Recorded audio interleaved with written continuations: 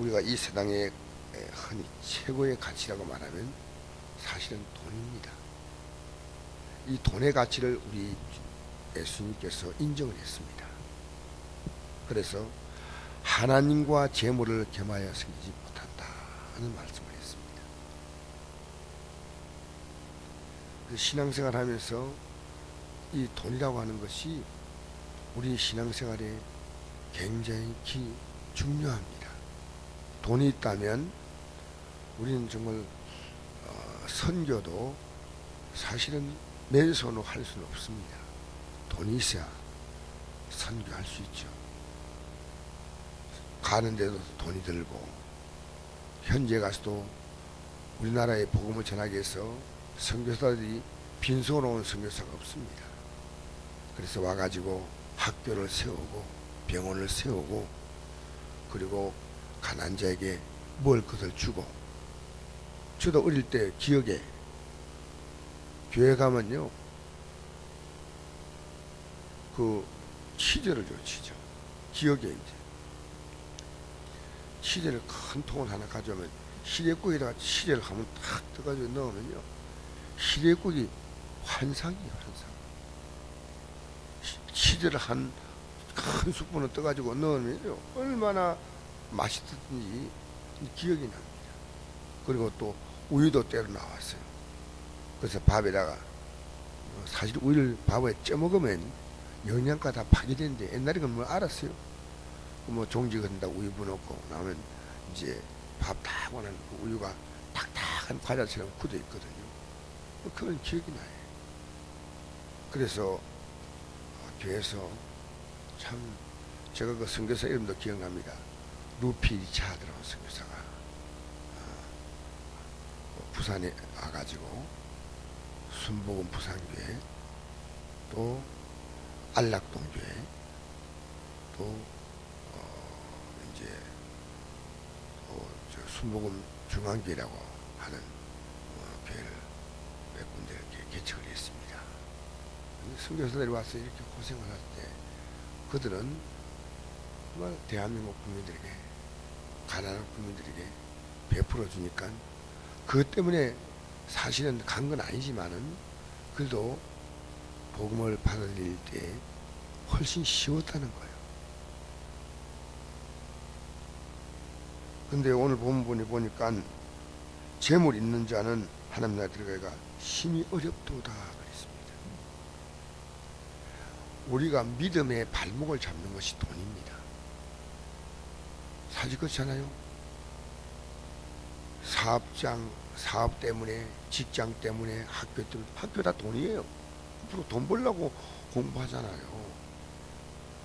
우리의 신앙의 발목을 잡는 아주 중요한 것이 돈이에요. 저도 돈 때문에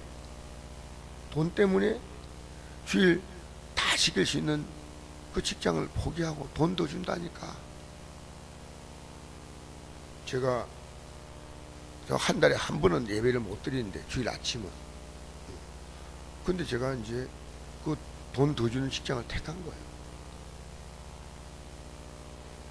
이게 돈이 있으면 참 신앙생활에 있어서 돈이 필요하지만은 이 돈이 우리의 믿음 생활의 발목을 잡습니다. 이 맞벌이라고 하는 말, 옛날에는 뭐 우리 교회도 구역장들이 지금부터 한 20년 전에 돈 번 구역장이 없어요. 전부 가방 들고, 그때 구역장 30명쯤 됐는데 구역장들이요 열심히 거의 매일 뭐 이렇게 했습니다.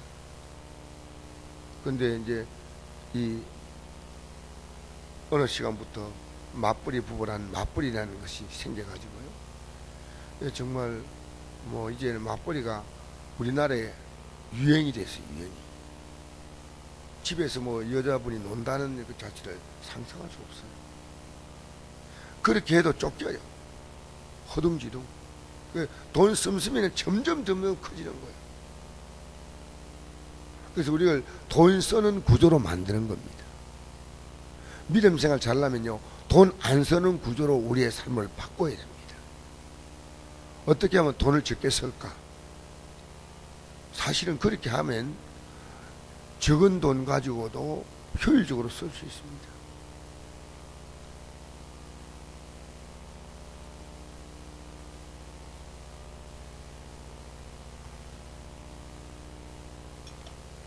제가 제 차를 타고 목사님들이 이제 성지 순례를 이렇게 성지 지역을 돌아보고 오는데 한 목사님 나보고 이래요.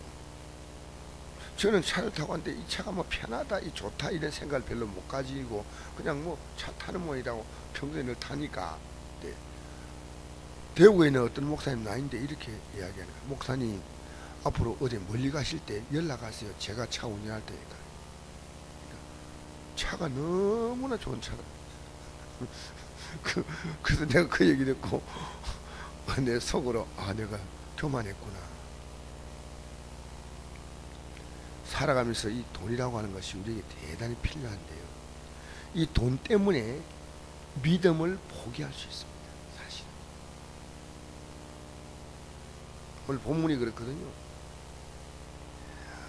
부자 청년이 얘기 아닙니까? 너의 재물을 다 팔아서 가난한 자에 나눠주고 나를 따르라. 기독교는요, 돈 있는 걸 다 나눠주고 나를 따르라, 그건 아닙니다. 돈이 있으면은 언제 주님이 사귀어 만나자마자 너 있는 걸 다 팔아 나눠주라, 그렇게 말씀하지 않아요. 야고보와 요한은 일꾼을 써서 그 업을 할 만큼 그런 대단한 집안입니다. 그 성경에 보면 그 또 돈 많은 사람들의 얘기가 나옵니다. 부자들의 얘기가 나오는데요. 니고데모라는 사람도 부자고, 근데 주님 만나자마자 너 모든 소유를 다 팔아서 나를 따라, 그런 말씀하지 않았어요. 근데 이 청년의 마음속에는요, 이미 물질이 딱 중심에 있어요. 그 물질이 우리의 신앙을 좌지우지하는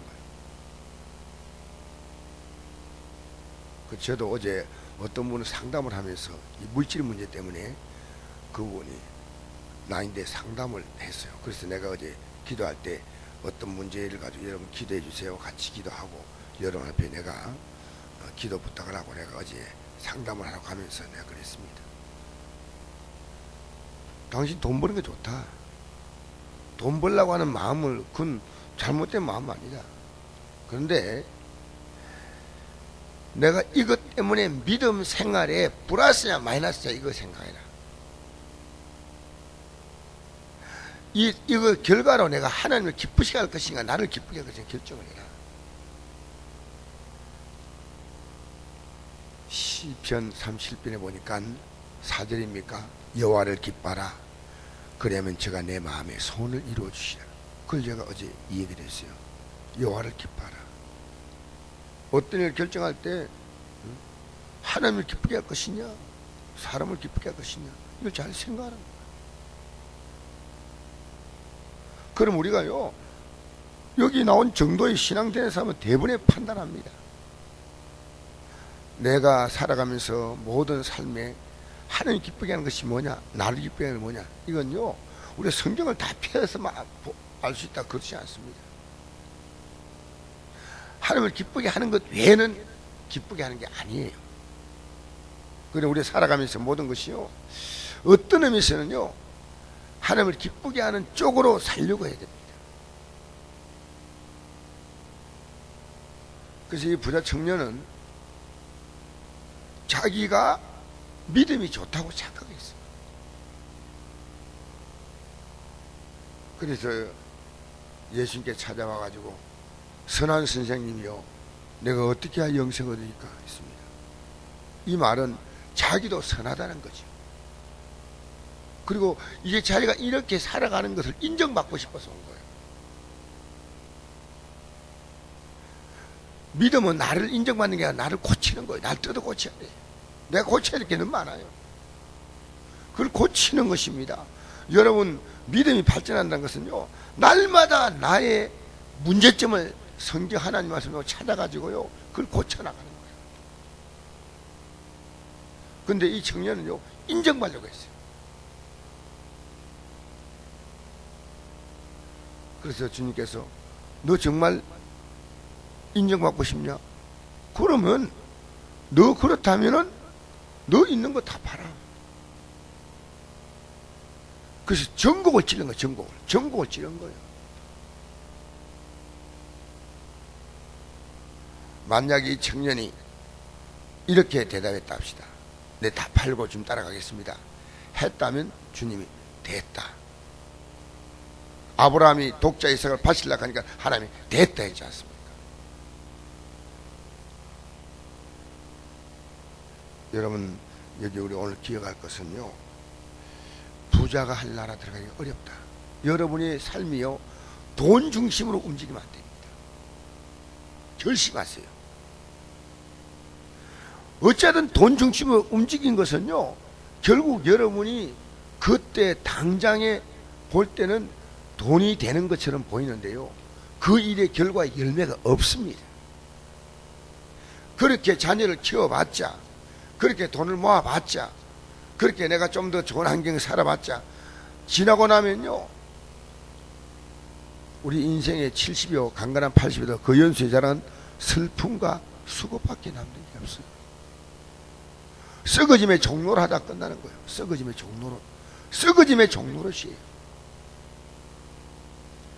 그래서 로마서 8장 18절 이하에 보니까 19절입니까?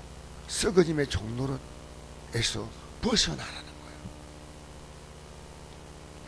오늘 이렇게 제 아들 둘러보시면서 재물인자가 할 나라에 들어가 심히 어렵다. 그럼 제 아들이 이 지금 제 아들 가운데서요 재물을 갖고 있는 제 아들이 있어요. 야고보와 요한 같은 경우는 상당히 잘 사는 집안이에요. 제 아들 그 말씀에 놀라는지라 예수께서 다시 대답을 이르시되 애들아 하나님 나라에 들어가기가 얼마나 어려운지 낙타가 바늘기로 나가는 것이 부자가 하나님 나라에 들어가는 것보다 쉬우니라. 이건 비유지만은요 이만큼 어렵다는 겁니다. 그래서 교회에서요 죄송합니다 목사가 자꾸만 뭐 물질 복받는다 이런 건요 목사 의식 속에 물질이 있기 때문에 그런 거예요. 교회에서 여러분 막 하나님 복받냐 하나님께서 물질의 복 주셔서 뭐 이거 강조하는 것은요 물질 의식이 되어 있어요. 우리는요 예수 믿고 우리가 바라보면 뭡니까? 저 영원한 나라를 바라보는 거예요. 이 포커스가 달라요. 포커스가 이 세상 성공을 얘기하면요 이미 복음은 그것은요 깨어진 쪽박이에요 지금. 근데 지금 교회에서요 이런 얘기를 해야 성도들이 아멘 하는 거예요. 아멘 하는 거예요. 복음은 이 세상과 전혀 관계가 없어요. 오히려 이 세상을 바라볼 때는 십자가의 원수다 이렇게 성경을 표현하고 있거든요. 이 세상에서 우리를 건져내신 거예요. 그게 구원이에요. 구원. 이 세상에서 어떻게 건져냅니까? 이 세상 가치. 그러니까 우리가 예수님 따라가는 것은요 이 세상의 가치에서부터 이제는 하늘나라 가치로 바뀌는 거예요. 그래서 보화를 발견했다. 예수님 보화 아닙니까? 그래서 종교화되면요 이 세상에 잘 사는 방향으로 자꾸 포커스를 맞추고요 우리가 영과 생명이 되면 이 세상 가치가 아니고 저 영원한 나라를 바라보는 거예요. 그럼 누가 구원을 얻을 수 있겠습니까? 라고 묻습니다. 예수께서 그들을 보시며 이르시되 사람은 할 수 없을 때 하나님은 그렇지 아니하니 하나님은 다 할 수 있는다. 부자도 할 수 있어요.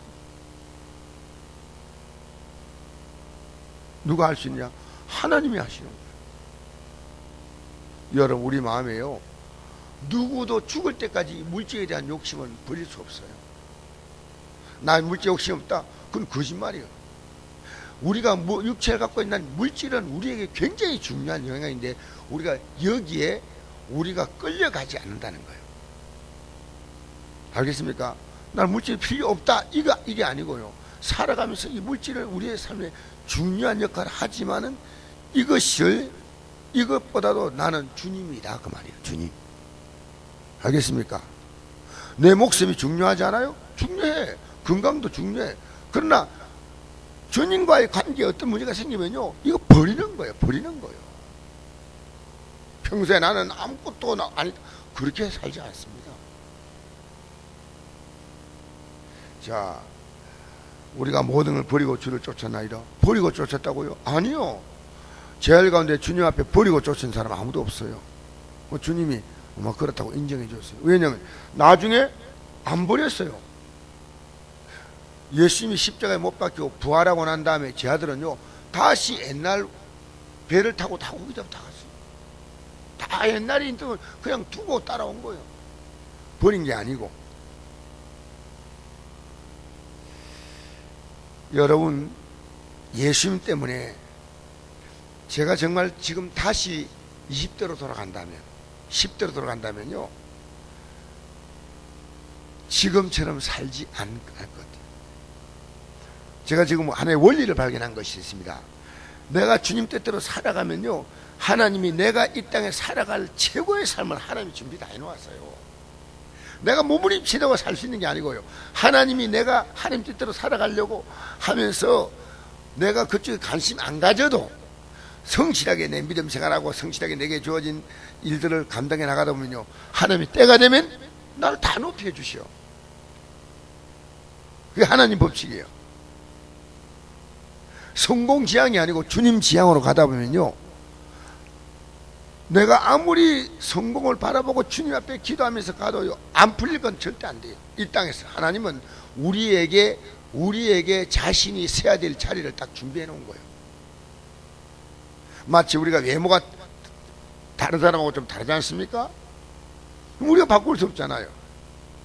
그처럼 하나님이 이 땅에 내가 해야 될 나의 역할을 정해놓았다는 게 정해놓았어요.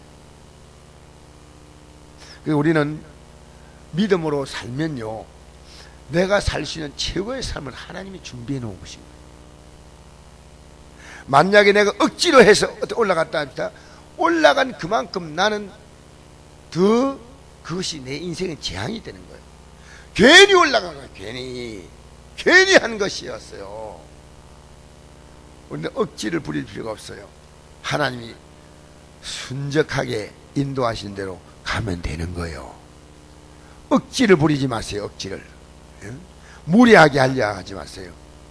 막 내가 어떤 목표를 가지고, 저는 꿈이 빌딩은 한 서너 개 해가 월세 주고 앞으로 살아가는 게 제 꿈. 제가 꿈이 빌딩 한 개. 제 그 꿈이 그게 직장 다니면서 어떻게 부동산 사가 투기할 데 없나, 어디 돈 벌 데 없나 해가지고 눈에는요, 눈이 그렇게 살았어요. 저는 하나도 제가 그렇게 해서 모으려고 했던 것이 의미가 있느냐? 없어요.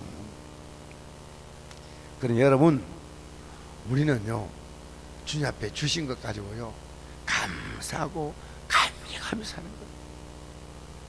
이 목사님들을 모시고 이제 서울 갔는데, 제가 식사를 하려고 하는데, 이제 우리 회장님이, 그 지방회장이 식사를 샀어요. 근데 제가, 우리가 뷔페집에 갔어요. 뷔페집에. 고기 뷔페집에 갔어요. 제가 전번에 한번 가보니까 요한이하고 한번 갔더니 괜찮아서 갔더니요, 목사님들이 그걸 먹고 얼마나 행복해 하는지. 음식을 먹고 나서 목사님들이 참 이렇게 순수하구나. 그래서 막 너무너무, 그러니까 작은 것을 굉장히 감격스럽게 생각하는 거예요. 여러분, 살아가면서요, 작은 것을 감사하세요. 할렐루야. 이만큼 건강, 이만큼 가정, 이만큼 환경, 하나님 지금 내게 준 복이 너무나 큽니다. 인간은요, 욕심의 덫에 발이 걸리면요, 끝없이 욕심을 향해서 막 아기처럼 달려가는 거예요. 그래서 평생 쫓아가다가 끝나는 거예요. 누릴 기회가 없어요. 우리 목사님들이 넉넉하게 행복하다. 뭐, 서울에서 뭐 만 원짜리 좀 넘는 고기 부페인데 우리 목사님들이 참 순수하게 살아가신다. 여러분 작은 것에 만족하고 행복하세요. 할렐루야. 욕심 부리지 말고 사세요. 그러면 하나님이요 여러분이 누릴 것은요 당연히 다 누리게 하시고, 억지는 재앙이 되는 거예요. 억지는 항상 억지는. 그래서 예수께서 내가 진노에 이르노니 나와 복음을 위해서 집이나 형제나 자매나 어머니나 아버지나 자식이나 전토를 벌인 자는 현세에서 집과 형제와 자매와 어머니와 자식과 전토를 100배나 받되. 여러분 주님 때문에 내가 양보하면요 주님은 그걸요 반드시 주님 편에서 갚아주셔. 여러분이 계산하지 마세요. 내가 예수 믿기 때문에 이런 손해를 본다, 구역장 하기 때문에 이런 손해를 본다. 주님 다 갚아주는 거예요. 어떤 세상에서요 기독교가 박해받지 않는 세상 속에서는 하나님이요 그 이 땅에 살 동안 다 갚아주셔. 근데 기독교가 박해받는 세상은 안 돼요. 핍박을 겸하여 받습니다. 북한 같은 것은 갚아줄 길이 없어. 왜? 북한은 기독교가 박해받는 국가입니다. 우리나라는 박해받지 않습니다. 어제 통계를 봤더니 너무 재미있는 통계를 봤어요. 1년 동안에요 불교 인구도 줄어들고 천주교 인구도 줄어들는데 기독교 인구는요 늘었어요. 작년 통계가 나왔더라고요. 왜 이렇게 늘었을까 이상하다. 불교 인구가 많이 줄었고요. 예? 아니 뭐 저거 모르겠어요. 그래서 인구가 나는 정확한 근데 어쨌든 기독교 인구가 우리나라 인구 가운데 제일 많아가지고 한 900만, 불교 인구가 700만, 천주교 인구가 300만 이렇게 나와 있더라고요. 900몇십만인가. 그러니까 어쨌든 이랬든 저랬든 예수 믿는 사람이 대한민국 땅에서 이렇게 많다는 자식이 굉장히 감사한 일이요. 알겠습니까? 여러분 보세요. 우리나라가 어느 정도 기독 국가냐면요 국회의원들이 이랬든 저랬든요 100명 이상의 기독교인이요. 100명 이상이. 총리가 누굽니까? 전도사예요. 전도사. 교회 들어가면 그 사람이 정식으로 신앙을 공부한 전도사라는 사실을 알고 놀란 거예요. 놀란 거예요. 박근혜 대통령이 교회를 안 나가도 그 집안에 지만 씨도 교회 나가잖아요. 우리나라는 지금요 기독교가 굉장히 영향을 끼친 나라입니다. 그것 때문에 이 땅에서요 예수 믿기 때문에 저 손해보면요 하나님이 그걸 다 채워준다니까. 손해보는 생각하지 말고 하나님은 때가 되면요 그걸 전부 되돌려 주셔. 할렐루야. 그러나 기독교 국가 아니면요 우리는 이 땅에서 박해받으면 한나라가 받아. 여러분 돈 중심으로 살지 말고요 뭐 중심으로 살라고요? 주님 중심으로. 더 분명히 말하면 하나님 말씀 중심으로 사세요. 할렐루야. 그래야 내가 수고하는 것에 열매가 열매. 자녀가요 주님 중심으로 서는가 안 서는가 여러분은 굉장히 신경을 써야 돼요. 기도하십시다. 좋으신 아버지 감사합니다.